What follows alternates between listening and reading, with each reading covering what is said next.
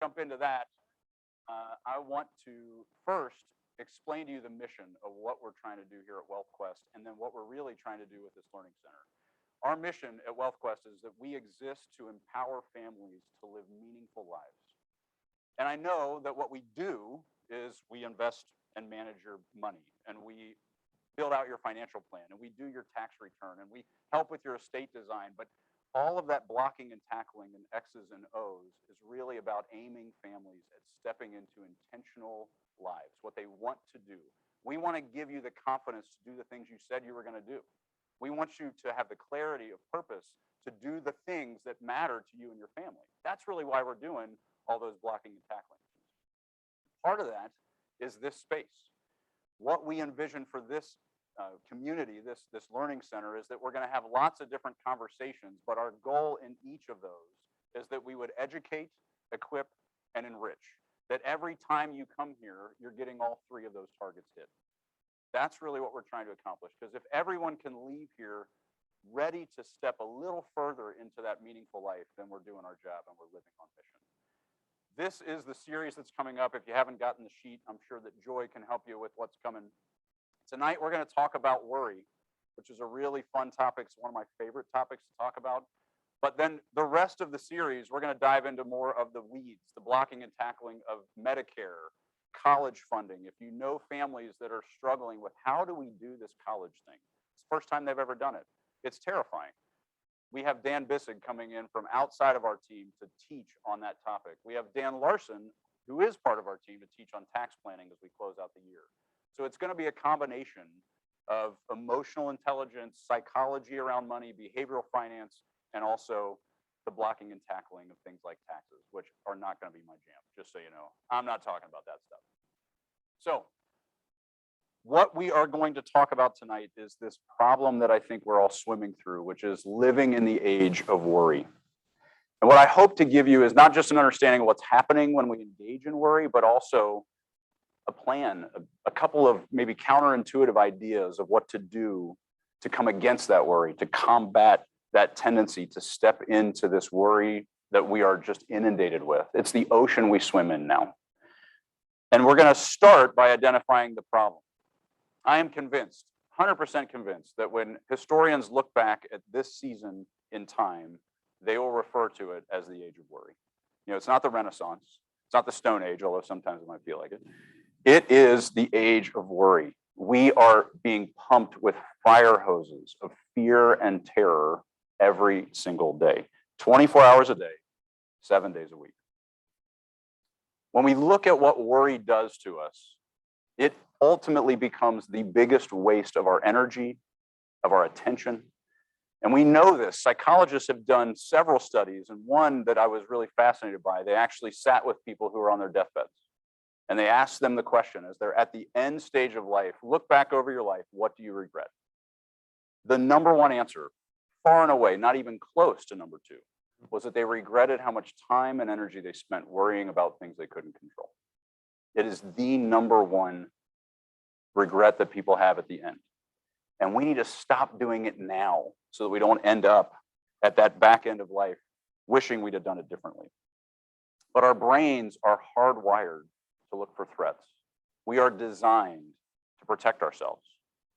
And so when our brain is looking, it's filtering. This thing that's beautiful or exciting or energizing, that isn't as important as this thing that's dangerous and risky. It is constantly filtering for threats, and that makes us really easy to take advantage of. And what is taking advantage of us now is what I call the downfall of humanity, 24-hour-a-day news. This experiment of 33 years of pumping fear into our lives has not gone well, and it's getting worse. When I think about this concept of 24-hour-a-day news, it used to be that news was aimed at the center. They had 30 minutes to tell you what was going on. They would explain it in a way that was really, really intentional about not exaggerating, and it would be explained in a way that would work for both parties. It was designed to not alienate half of the audience because they only had 3 channels, right? We have to keep in the middle or we're going to lose everybody. Now it's designed to lose everybody on one side or the other. It is designed, it is intentionally aimed to alienate half the audience and go deeper into the fear for the audience they're talking to. And the thing that I find most repulsive about this 24-hour-a-day news cycle is that first, there's no accountability whatsoever. There is absolutely no consequence for saying the most outrageous and most extreme thing. They'll bring somebody on, financial news is notorious for this. They'll bring somebody on and say, hey, what do you think about the market? And they'll say, well, you know, because of this data point, unemployment, or this jobs number, or this GDP data that just came out, tomorrow is the first day of the end of the world, right? And then tomorrow, when that doesn't happen, they don't bring that guy back on TV and say, how dare you? How dare you scare the living snot out of the entire country by saying something so outrageous? They just bring that guy back and ask him a different question, right? And it goes on and on and on. The pundits are incentivized to say the most extreme things. If they interviewed me on CNBC and they said, hey, what do you think the market's going to do? I'm going to say something like, it's probably going to go up and down, like it always has, and like it always will. And we've lived through that up and down, and it hasn't seemed to be that big of a deal. And yet, no one would care about what I'm talking about. They might turn the TV off and, heaven forbid, go take a walk. I don't know. Maybe engage in a hobby or two. But instead, they're gluing us to that terror and that fear. The other thing that happens is we get this wonderful epidemic of the superlative form of the word. They have to figure out a way to tell us that what happened today, which was totally normal, was absolutely outrageous. So this first one, S&P has biggest gain since July 23rd. I took this picture in my office because I was absolutely out of control. It was a great question, Kathy. This was the first week of August. Almost nailed it. First week of August. They have to pull some irrelevant, stupid reference point in order to be able to say the word biggest. It can't just have an up day. It has to be compared to something ridiculous. So I don't care what the market did 8 days ago. Why are we doing this to each other? The other one that's up there at the top that you may not be able to see, this one was really fun. Dow has its worst 2-point loss ever. They loved that one. That one was running for the whole day. Worst 2-point loss ever. This happened, by the way, last year during the pandemic, right? Everything was falling apart. And you'll notice they don't tell you it had the worst percentage drop because it didn't. When the Dow grows to this big number, a point drop is not as much as it used to be, right? Well, they don't care about that. They've got to somehow convince us that this means something. This means the end of the world. Now, you have no idea what day this was. You may be able to remember that it was probably in March of last year. Remember, that was a bad month. It was not the end of the year, end of the world though, right? Next month, it all kind of figured out a way to come back. But they can't let us just rest in that. Either they're playing on our fear, like the worst point loss ever, or they're playing on our greed. It's the biggest gain ever. You got to get in. I'm going to miss it. And so that is the whipsaw that we're dealing with all the time, 24/7. And we actually call it news, which I find really disingenuous, to say the least. I would maybe say there's something more exaggerated than that. But when we think about news, what's actually the news is the thing that runs across the bottom, right? This is what happened. This is when it happened. This is how many people were affected. That's the news. Takes 2 minutes, maybe, on like a heavy news day for that thing to cycle.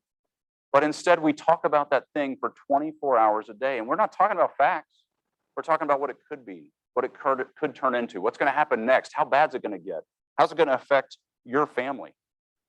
That is the anxiety that they're pumping into us, not just through cable news. Now it's social media and it's news feeds through your apps. It's just this never-ending inundation of fear and anxiety.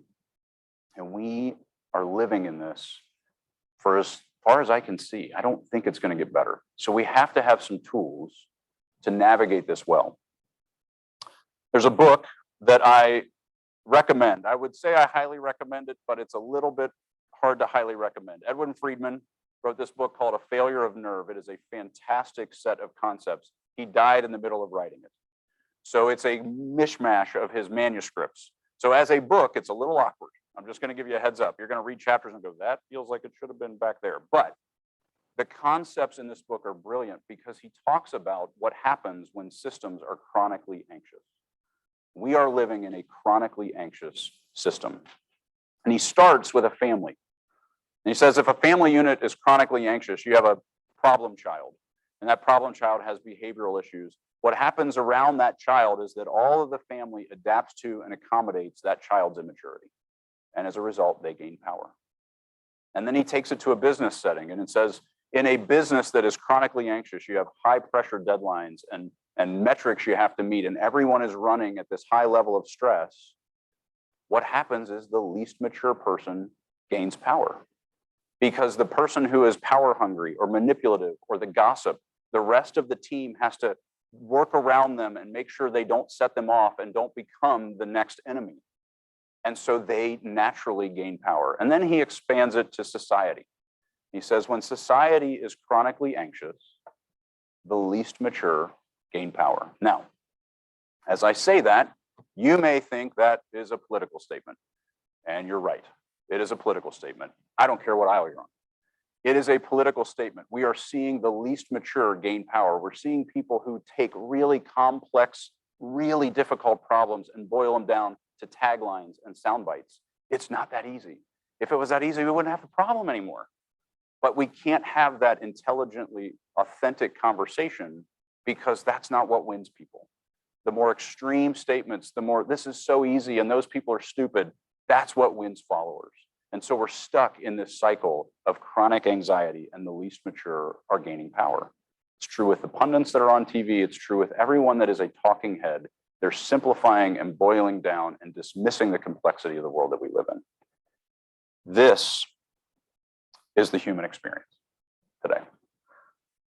What Friedman says is the answer is to be the non-anxious presence. And I love that thought, because it's easy for us to be non-anxious if we're also non-present. If we all just went and jumped on a plane and flew to Nepal and became monks, we could be non-anxious because we're non-present, right? We just take ourselves out of the deal.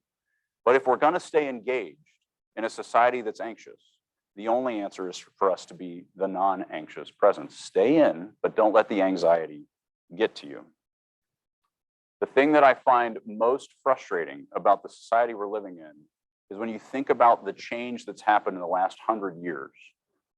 Transportation, commerce, communication, it has never been this easy. It has never been this comfortable. The human experience, particularly in the US, has never been this good. And yet, we have never been this unhappy. We have never experienced this level of anxiety and dissatisfaction. And it is so confusing to me. Until I stumbled onto a really interesting thing that's kind of got me geeked out. So I'm going to geek out. This is the education part. I'm going to teach you something about behavioral psychology that I'm super excited about, because it has really started to crystallize why this is happening. A concept called Einhorn's theory of happiness. This guy named Hillel Einhorn, he was a behavioral psychologist back in the 70s and 80s at the University of Chicago. And he developed this theory of happiness that just to be honest, when I read something about a psychologist that has a theory for happiness, I pretty much dismiss it. Like, come on, man, it's not that easy.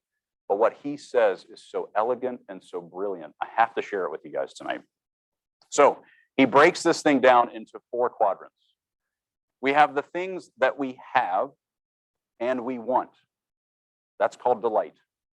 These are the things that we have and we want. And it may not be things, it may be experiences, but the bottom line is we have this great house. We live in this amazing neighborhood. We're part of this wonderful community. We have these amazing kids. We have this great car that we drive. Whatever it is, that is stuff that we have and that we want. And by default, it'll lead us to being more satisfied, right? There's happiness in there. That is by definition limited. There's only so much stuff we can have that we want. The problem is, on the other side of that, we have the things that we don't have, but we still want. That's discontent. This, by the way, is where the marketing agencies love to hang out. You know this thing that you've never lived with and you've never needed? You need it now. My job is to convince you that you can't live without this thing that you've completely lived without until today, right?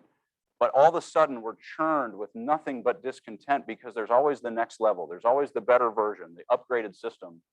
And it leads to this never-ending sense of discontent because this quadrant is unlimited.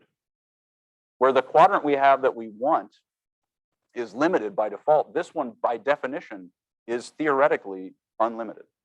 And so we can have infinitely more discontent than we can have delight. To make it worse, we have the third quadrant. These are the things that we have that we don't want. And this is pain. So when you think about things that you have that you don't want, a chronic illness, an ache or a pain, a broken relationship, a dead-end job, these are things that we have that we don't want, and it is miserable. By definition, it is reducing our happiness. Now, when Hillel Einhorn wrote this, it was in the 70s and 80s, this would also be a limited quadrant, right? There's only so many things that you have that you don't want. I would argue that's actually part of the problem of what we're living in. This quadrant has now become unlimited. Because the things that used to be someone else's problem, the things that never even hit my radar 20 years ago, 30 years ago, are now in my face 24/7. And it's not just someone else's problem, it's your problem. Because it's going to ruin your portfolio. It's going to destroy your family, right? And so all of the things that are happening, all the ugly stuff that's happening in Afghanistan is now somehow my problem because it's constantly in my face. Things that are happening in the hurricanes and floods and natural disasters around the world are suddenly my problem. They become part of my pain experience. And so we are really stacked. The cards are stacked against us to really be able to experience happiness. And Einhorn ends his argument with this fourth quadrant. And this is the magic. This is when I was like, oh, okay, I'm in. You got something here. The quadrant where we're listing things that we don't have and we don't want. That's gratitude. And you've experienced this. You walk away from talking to someone who's in a really hard situation. Maybe their child has gone sideways and they're really struggling. And you walk away and say, oh my goodness, I'm so glad that I am not dealing with that. Or you walk away with someone who just got a diagnosis that you are so glad you're not wrestling with. It feels a little selfish to be grateful for that. But what Einhorn would argue is that that is actually the only thing we have to combat the unlimited in the other quadrants. Because in theory, this one is also unlimited, right? There's tons of things out there that we don't have, and thank goodness that we don't have them, right? So his argument is we need to think on that quadrant in order to grow our happiness in the midst of all this other stuff. Now, I'm gonna step into this really weird thing that's gonna feel like it's not my lane, and I'm sorry ahead of time. I am a huge fan of cognitive behavioral therapy. And we're gonna talk about this in a way that makes a lot of sense when you bear with me. But I know financial advisors have no business working in cognitive behavioral therapy, but I wanna tell you, I actually think we should be. I actually think that the problem with this industry is that we haven't been having these conversations. Because if Einhorn is basing all of this concept of happiness on our thoughts, cognitive behavioral therapy is rooted in the truth that our thoughts are what drive everything. And I think he's right. And so I want to give you a model to understand how this works. It's through a lady named Brooke Castillo that developed this, and it basically takes a lot of different ideas from cognitive behavioral therapy and it boils it down into one concept. And it's basically 5 letters, CTFAR. Now, everybody in the office hates this because I've trained them on it, and they're all like, CTFAR, CTFAR, right? This is such a brilliant model. Circumstances, thoughts, feelings, actions, results. Here's how this works. There is a circumstance. The circumstance is always neutral, always.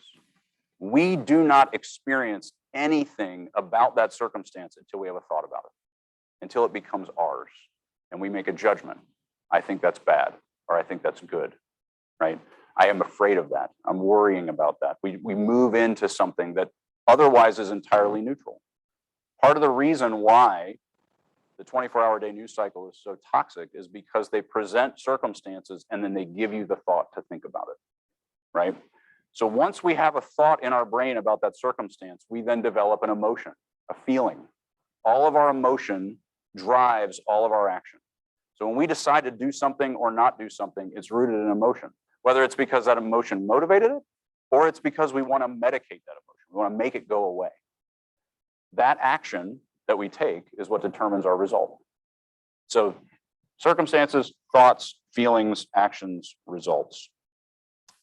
It is such a life-changing understanding because it changes the way we think about what's happening. We assume that what's making us unhappy is what's outside of us. We assume that's what's making us afraid is this thing that's happening outside of us. But what's actually happening is something inside of us is making us afraid. So let me give you a sense of how this typically works. If we have a client that calls in the traditional sense and says, hey, the market's scaring me. Market's down 5%. So that's our circumstance, right? Market's scaring me. You know, I want to sell to cash. And we get that call all the time. So market, Jim, if you seriously could, it'd be great. It'd be great. That's right. If you would just stop, that'd be great. That's right. That's awesome. That's great. That's perfect. I love it. Sarcasm is my love language. So keep it coming. Keep it coming. So the market's down 5%. The market is scaring me. Sell to cash. Now here's how the industry normally handles this conversation. They push on the string. They say, oh, you don't want to sell to cash. GDP, PE ratios, data that you don't understand, and quite frankly, neither do I. I'm just going to throw it at you and tell you, don't worry. And you're going to hang up, and the client is still worried because the market was never the reason they were worried in the first place, right? So what our team is working on, what I've trained everybody, my hope is that if a client calls and says, hey, the market is scaring me, we would say, that's not how that works. You're scaring yourself. And so we would start down this pattern. So if you look at the, let me see if I can get this. There we go. So right here, what are you thinking about that? What are you making it mean, right? That's where we start to move down into what's the thought that's actually making you anxious. Then when we get to the thoughts, let's say the client says, oh, the market's scaring me. That's all it is. No. Dig deeper. And they say, I think I'm going to run out of money. Now we're talking. That's the problem. You think you're going to run out of money.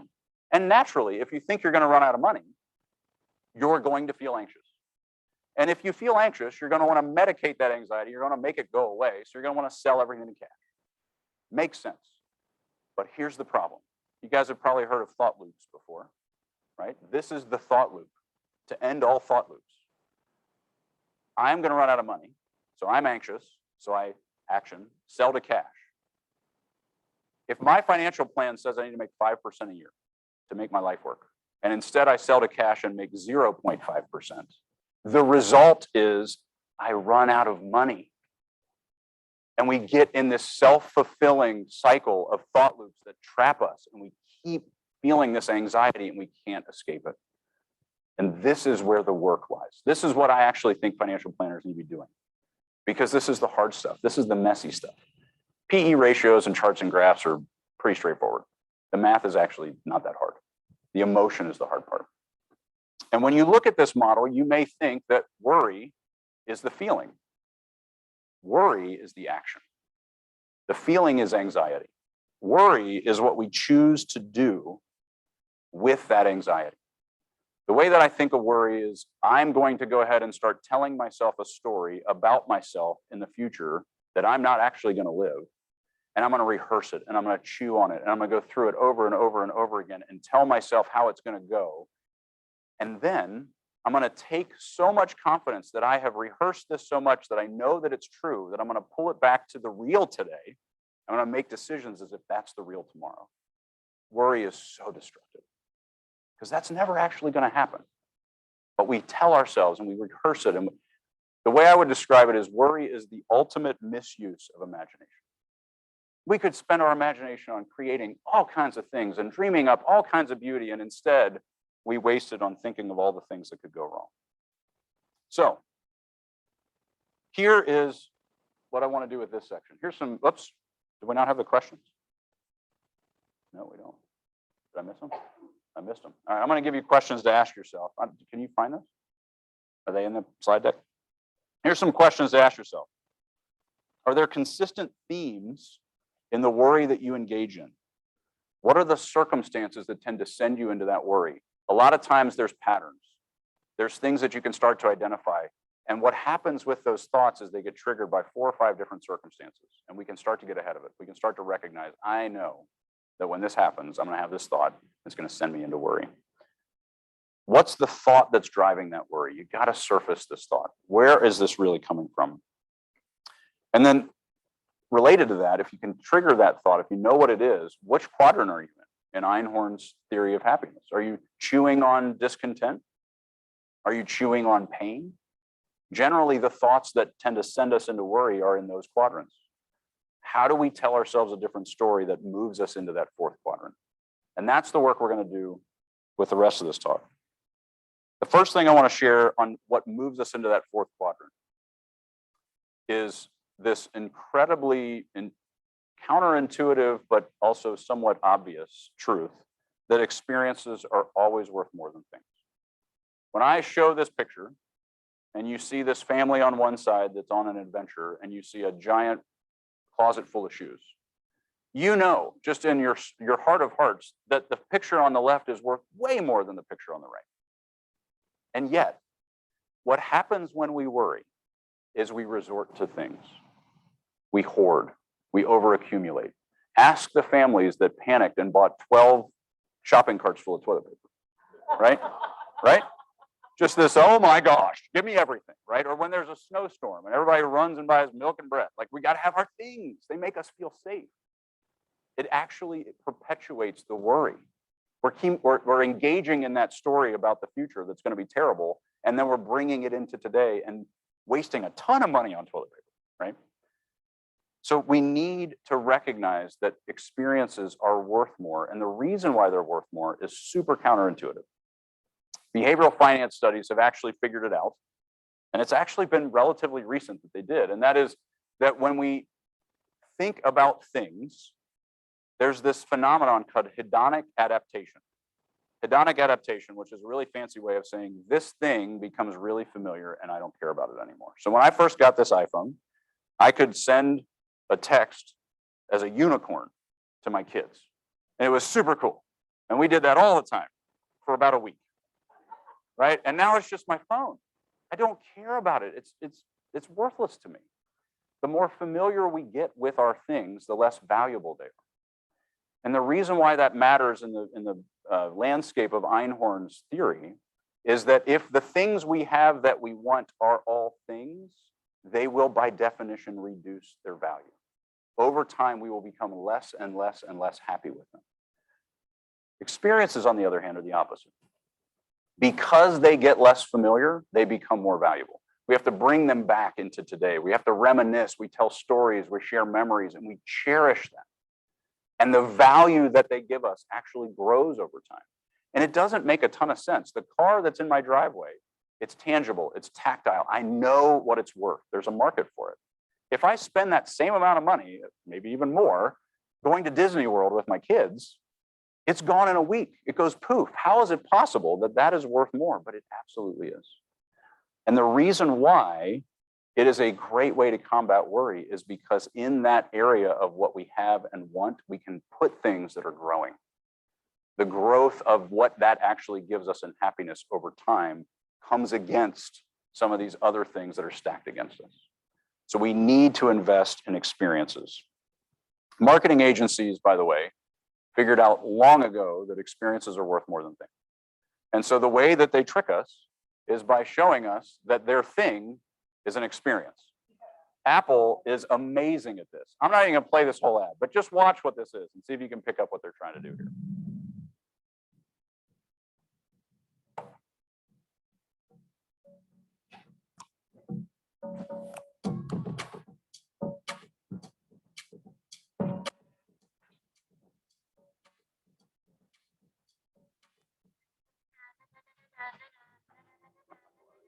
All right, I can watch that later. It's amazing. It's a stupid phone, people. Like, what are we doing? But it's beautiful people with amazing, adventures that they're having, and their eyes are being stunned by what they're seeing. It's this incredible experience. You have to have it. They know that what we're really craving is experience, and so they are tricking us into their thing being an experience. And then what happens is their thing is a thing, and about a week later, it's just your phone, right? So we've got to make sure that when we're prioritizing things, we are prioritizing experiences. Even if what we're buying is a thing, it better be buying us an experience in real life. So I'll give you a great example. I bought a Traeger grill, which is totally a thing. There is nothing about that is an experience by itself. But what it means is if I am smoking a 20-pound brisket, I ain't eating that sucker by myself. right? So all my family's coming over and we're sharing it and we're experiencing that together. That is worth it. I'll invest in that all day long, right? So when we're, yeah, my dad's excited to hear that. He'll be coming over. You're buying the brisket next time, right? One of the things we're engaging in with clients now, and I am super excited about this, is we're moving to this thing called priorities. And it feels weird. I just want to give you a heads up. Like, this is stepping into some of this emotional conversation in an intentionally designed way, where we're asking people to give us a sense of what their next 12 months needs to look like. What do you want more of? What do you want less of in your life? And the reason why that's so important is because most of our financial planning conversations are about the next 20 years. That's not compelling. I mean, one, you're not living that 20th year right now, so what do you care? And two, all those numbers are wrong, right? They're educated guesses, but we know they're wrong. Like, we can't predict the future in the next 20 years, but in the next 12 months, what do you want more of? What do you want less of? Because all of those decisions aim back at your money. This is what we're going to choose to do with our resources that will move us in the direction that we've defined as success. Then we can boil it down to what we call non-negotiables. Non-negotiables are decisions you're going to make. This is what we're going to do with our resources, and it will give us more of this, or it will create less of that, right? That is how we're going to have that conversation, because I think it's just a much more productive, tangible way to measure progress instead of this big chart that goes out into the future and no one really knows what the future holds. So that's the work we're going to do going forward to help us change the way we're interacting around money in the next 12 months. Here's a couple of questions that I want to give you on this one. And I think all the questions are not in the slide deck, so I'm just going to read them off to you. The next one is, what experiences do you most desperately want to share as a family? Are there things that you've been buying to fill that hole? And are there things that you need to let go of to invest more in the real experiences that you want to have? I've seen clients have these visions. Client that wanted to climb Half Dome. That was the dream. That was the experience. And he bought a bunch of hiking gear, things. He never actually booked the ticket to go to Half Dome, but he has all the things, right? He's living vicariously through the things, but he's never actually doing what he wanted to do, right? So a lot of times these experiences, we block them, or we think we're getting closer to them when we're just buying the gear for the trip without actually booking the trip. A lot of what we decide in non-negotiables has a consequence. If I'm going to pick this thing up, I got to put that thing down. And that is a healthy thing. Understanding what those consequences are and choosing it anyway. That is when we actually move further into that meaningful life that we want. I know that in an environment where there's worry, particularly when we're in this space where you can't travel very easily and things are really messy, and I totally get that, but what experiences could we invest in now that would move us closer to that life that we're trying to lead? Because experience will always win. The next thing I want to talk about is generosity. I know generosity doesn't feel like it would combat worry. How on earth is giving resources away going to help me feel more secure, right? That seems really counterintuitive, and it is, but it's true. I believe we are hardwired to be generous. I think we are designed to lift the burdens of other humans. It's the reason why we love stories of generosity. You know, Ebenezer Scrooge, our favorite story, man, that's an ugly picture.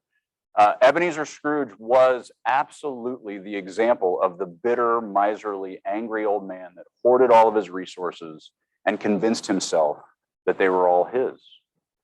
And we love this story that in one night he transforms into this benevolent, warm father figure that's dancing through the streets and throwing money at everybody. And we want to be that guy. And yet we find ourselves a lot of times stuck in these thought patterns, these thought loops that tell us we can't. We're not able to, for whatever reason. And I've identified a few circuit breakers, which I've shared with you guys before. If you've read the book, they're in there. But real quick, as a review, we have fortunate versus self-made, grateful versus entitled, and abundance versus scarcity. Fortunate versus self-made. They're all rooted in stories we tell ourselves. They sound a lot like worry, right? The story of the self-made is, I did all this. I fought for it. I put in the extra hours. I created all of this. This is mine. I deserve to keep it all. And no one helped me, so why should I help you? And that's what happened with Scrooge. That was his problem, right? I did this all by myself. Figure it out for your own self. You don't need my help. This was also, by the way, my problem. I had this story embedded in my brain, this sense of, look at this thing that I built with Wade and all these other amazing people. Like, I am amazing, and this is all mine, and I deserve it. And then I went to Haiti about 9 years ago. And I'm driving through Haiti, and there is a pothole in the middle of the road, and there's rainwater that had gathered in that pothole. And there was a 7-year-old boy who was naked, who was bathing himself in that rainwater. And I knew in that moment how incredibly fortunate I was, because I could have been born that kid. I could have been born during the plague. I could have been born to a single mom in the depths of poverty. There are so many things that I had no control over that led to where I am today. I am wildly fortunate. And that unlocks that hardwiring to be generous. The second one is grateful versus entitled. And this one is tough. The entitled mindset says, I got something coming to me. Somewhere along the way, I got screwed out of something, and I can't give you anything until I get mine, until I get what I deserve. And it traps us in this waiting game that eventually I'll feel better about this. Eventually, I'll get what I have that justifies me, and then I'll be able to help you. But when we can really understand that quadrant that Einhorn's talking about, of all the things that we don't have that we don't want, that gratitude that unlocks, we can tell ourselves a story. We haven't gotten screwed out of anything. This is an amazing life that we're living. And yeah, maybe something over here hurt, but gosh, look at all this stuff that I don't have, that I don't want. I can be grateful and stay connected to that hardwiring. And then lastly is abundance and scarcity.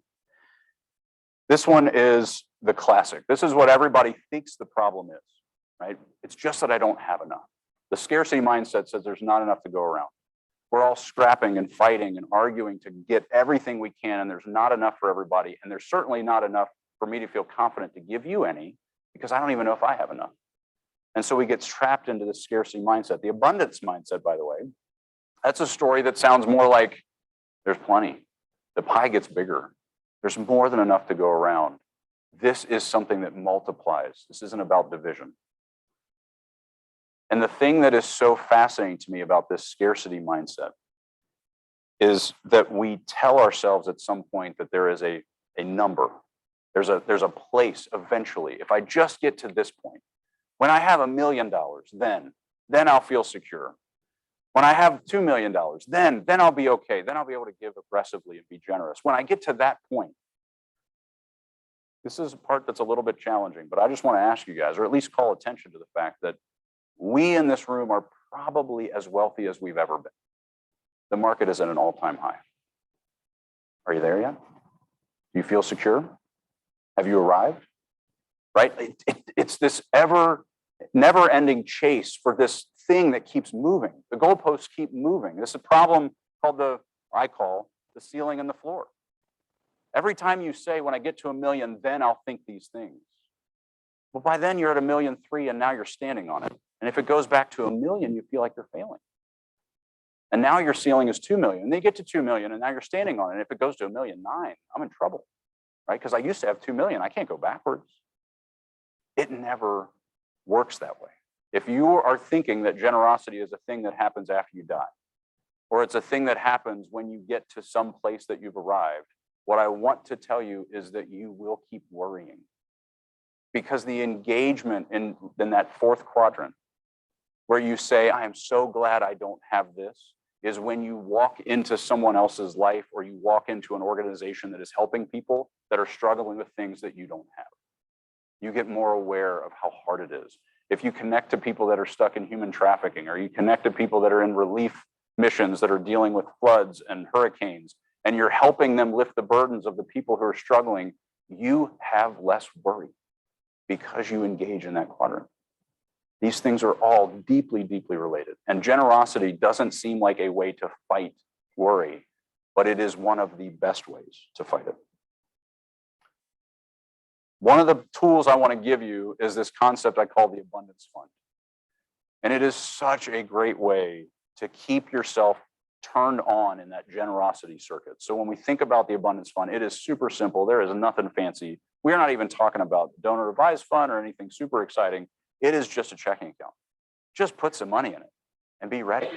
Just be in the place of being funded and ready to go so that if you get the nudge to lift that burden or help that organization or help this family, we're not just talking about charity. There are opportunities that we will trip over where we can find a family that's in trouble and make that pain easier to bear. And in that, we will by default find ourselves worrying less. So the abundance fund is, you set a lifestyle cap. You say, this is enough. This is contentment. This is satisfaction for me. Anything above that, I'm going to set over here. And then I'm going to be ready. And whenever an opportunity comes along, you just give it. You don't have to argue about where's it going to come from. You don't have to argue about, can we afford it? It by default keeps those circuit breakers on. I'm fortunate. Look, there's this extra over here, right? I'm grateful and I'm abundant because it's sitting right there in the abundance fund, right? Like we're keeping all those breakers on and we're ready to act. And what happens is that we find ourselves spending way more time in the delight and the gratitude. It is really, really hard to worry when you are experiencing delight and gratitude. It's virtually impossible. So these two in combination, more delight, experiences instead of things, and more gratitude, generosity, that is what keeps us in these green boxes and puts at least some level of governor on the floodgates of things to worry about and be afraid of. And we can start to control that emotion that spins us into fear and worry. So here's a couple of questions. The first is, which of the circuit breakers seems to affect you most? So when you think about fortunate versus self-made, abundance versus scarcity, and gratitude versus entitlement, what's the story that you're telling yourself that seems to keep you stuck in that cycle?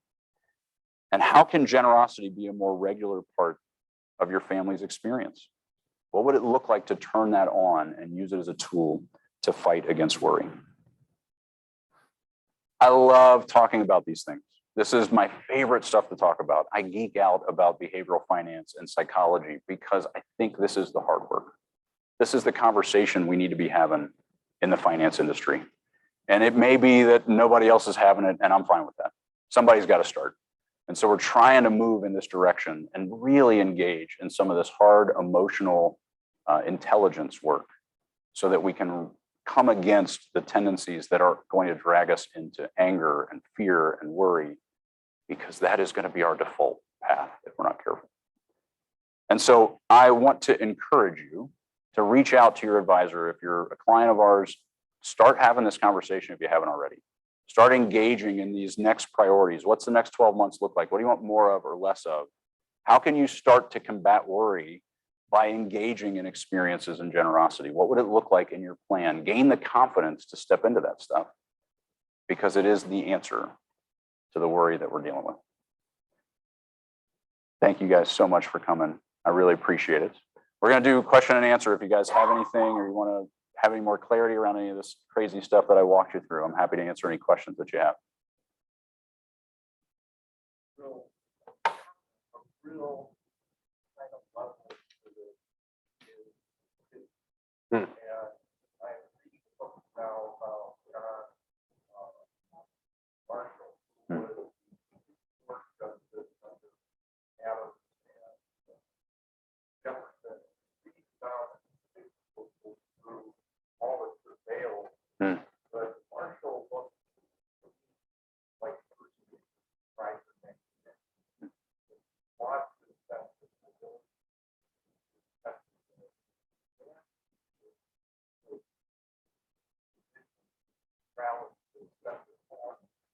Yeah.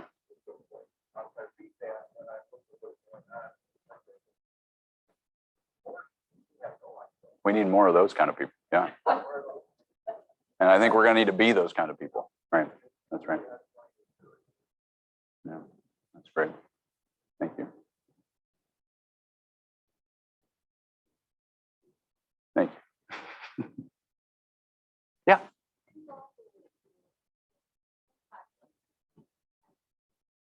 Yeah.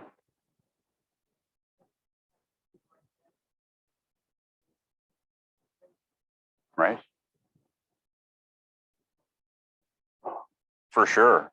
Yeah. So for us, certainly a boat is an experience. Sometimes it's a miserable experience because it's just a hole that you dump in the water that you dump money into. Uh, but getting space out with the kids, tubing and what wakeboarding or whatever, and creating room for us to have a shared experience, it's definitely a thing. But it is also a thing that we use to create experience. So yeah, I have found myself trying to ask that question when I'm standing, when you're in Costco and there's 1,000 things that you can buy, right? And they all are great deals, and you can buy a 20-pound box of it. The question I'm asking is, what am I going to do with this, right?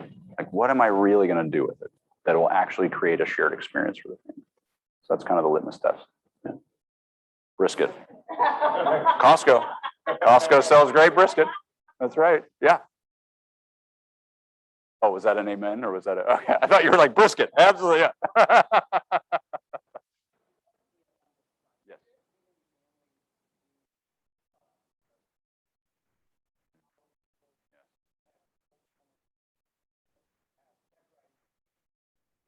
Yeah. Ooh. So I have not seen that, Tom, but I love it. I think the thing that so for sure, get kids involved in the conversation. If we can get them in a place where their eyes are open and their antenna is up to say, "Oh, that person needs something," then we get them thinking in that same quadrant, right? My son, well, both my sons, but really my oldest son has had a really clear picture of like, "Oh, let's do something for that person. Let's help that person." And so we welcome him into that conversation. He does not have signing privileges because he's 15 and a half, and not sure what he would do. But that's right. That's it. That's right, Mike. 16, have at it. That's right. Yeah, 15 and a half, not so much. But what we want is for our answer to be yes, right? And what happens when we have already set it aside is the yes is really easy, right? If they come and they say, "Hey, can we do this?" And it's like, "Oh man, okay, I got to look at the budget and I got to, I don't know." It's easier to just say no because we got to figure it out. When it's already there, we just say yes. And so I want that answer to always be yes for them to engage in that. So,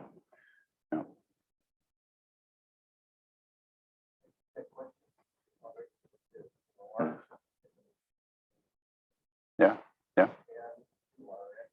One of the challenges for a lot of commercial time is to find things where you have to as 4, 5, 6, 7. There are technical things. So you might want to find those ones that were on the playground. Well, that's really tough. Mhm.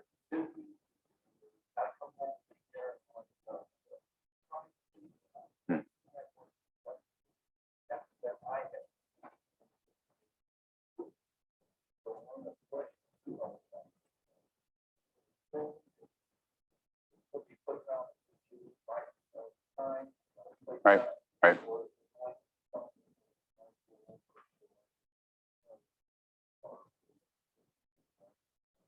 Yeah.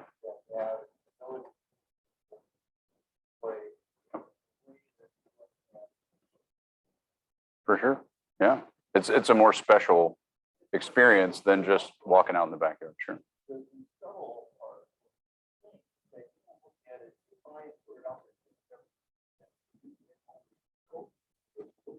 Right.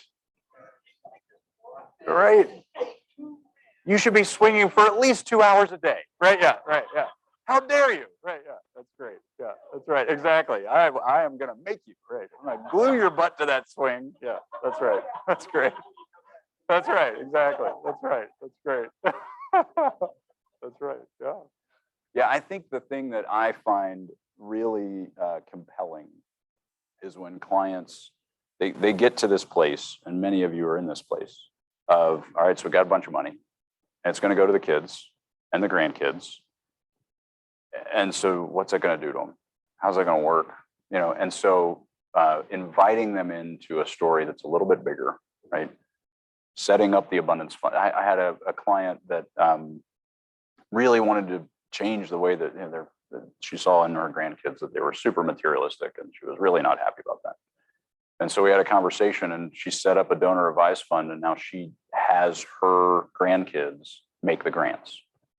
Like, you got to figure out what breaks your heart and what you want to impact, and then we'll talk about it, and then I will make a grant of $10,000 a year to the charity you're choosing, right? So pulling them into something that's just a bigger story than just, here's a bunch of money, good luck, right?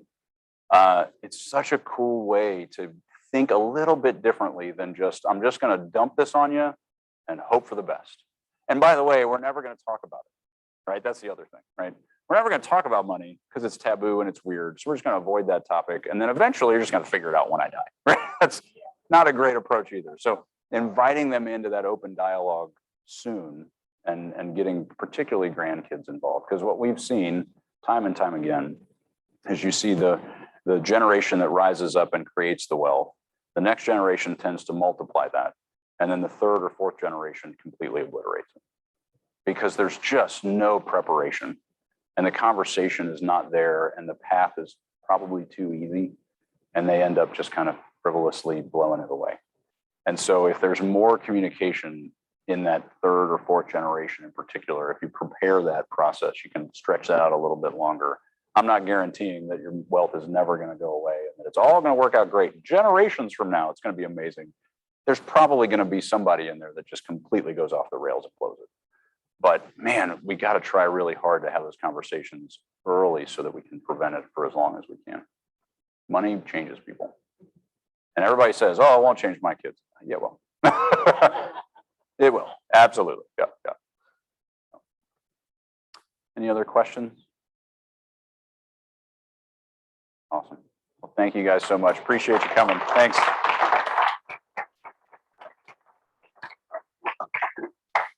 That's it. I have no idea how to close this out. So have a great night. What's that? Yes. Yes. So we're doing, yes, September 30th is the Medicare. We're doing a Medicare seminar. We're having an outside speaker come in and talk Medicare right around time for open enrollment. And then we're going to have later in the year, Dan Bissig's going to talk about college funding, because you got to get your FAFSA done before February. So we're going to have people come in that have college kids and learn about that.